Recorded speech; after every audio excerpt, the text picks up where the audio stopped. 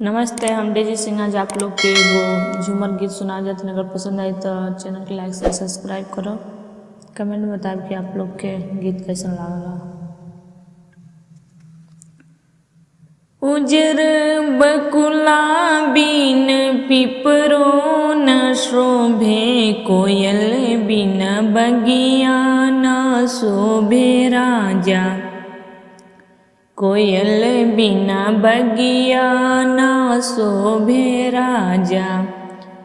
भाई भतीजा बिना नैहरो न शोभे, भाई भतीजा बिना नैहरो न शोभे। देवर बिना अंगना न शोभे राजा, देवर बिना अंगना न शोभे राजा। कोयल बिना बगिया न शोभे राजा, कोयल बिना बगिया न शोभे राजा।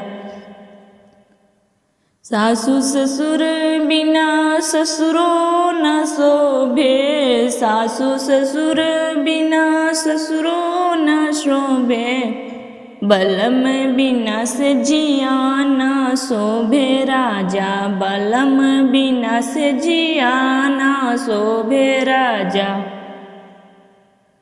कोयल बिना बगिया न शोभे राजा, कोयल बिना बगिया न शोभे राजा। लाल सिंदूर बिना मंगियो न शोभे, लाल सिंदूर बिना मंगियो न शोभे। बलक बिना गोदिया न शोभे राजा, बलक बिना गोदिया न शोभे राजा।